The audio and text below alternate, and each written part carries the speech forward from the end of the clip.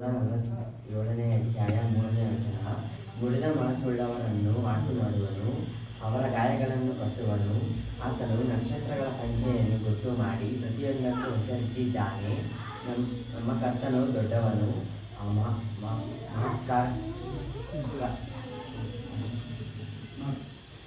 ಮಹತ್ ಕಾರ್ಯಗಳನ್ನು ಮಾಡುವುದಕ್ಕೆ ಕರ್ತನು ದೊಡ್ಡವನು, ಪರಾಕ್ರಮಶಾಲಿಯೂ ಆಗಿದ್ದಾನೆ. ಆತನ ಜ್ಞಾನವು ಅಪರಿಮಿತವಾಗಿದೆ.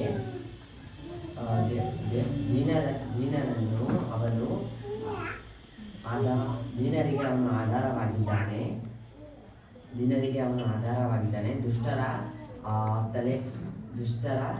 ದುಷ್ಟರನ್ನು ನೆಲಕ್ಕೆ ಹತ್ತಿಸಿ ಬಿಡುತ್ತಾನೆ.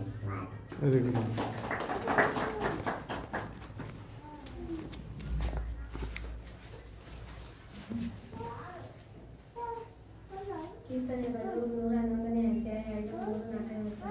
ಯೆಹೋವನ ಕೃತ್ಯಗಳು ಮಹತ್ತಾದವುಗಳು, ಅದರಲ್ಲಿ ಸಂತೋಷಗೊಂಡು ಅದನ್ನು ಪಾಲಿಸುವುದು.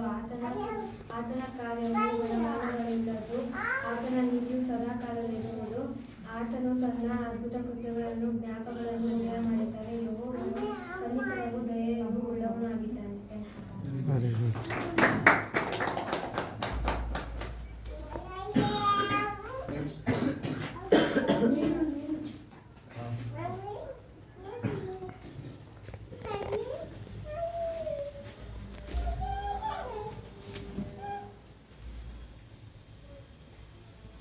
ಕೀರ್ತನೆಗಳು 34, 17 ವಚನ.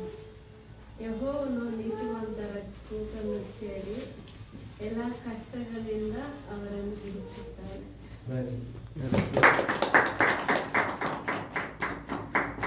Anybody else?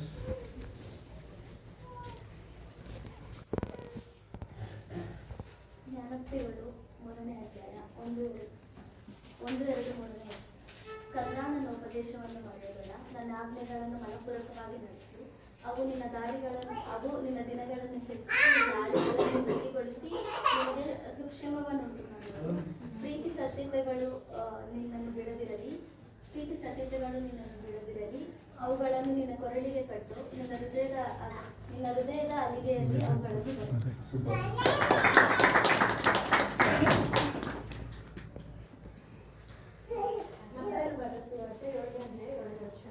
ಬೇಡಿಕೊಳ್ಳಿರಿ, ನಿಮಗೆ ದೊರೆಯುವುದು; ಹುಡುಕಿರಿ, ನಿಮಗೆ ಸಿಕ್ಕುವುದು; ತಟ್ಟಿರಿ, ನಿಮಗೆ ತೆರೆಯುವುದು. ಯಾಕಂದರೆ ಬೇಡಿಕೊಳ್ಳುವ ಪ್ರತಿಯೊಬ್ಬನು ಹೊಂದುವನು, ತಟ್ಟುವವನಿಗೆ ಸಿಕ್ಕುವುದು, ತಟ್ಟುವವನಿಗೆ ತೆರೆಯುವುದು.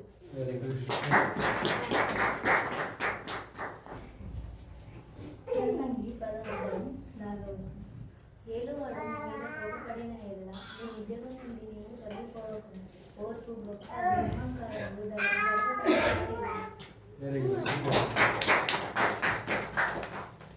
ಓರ್ಪು ಗೊಪ್ಪ ದ್ರೋಹ ಕಾರ್ಯ.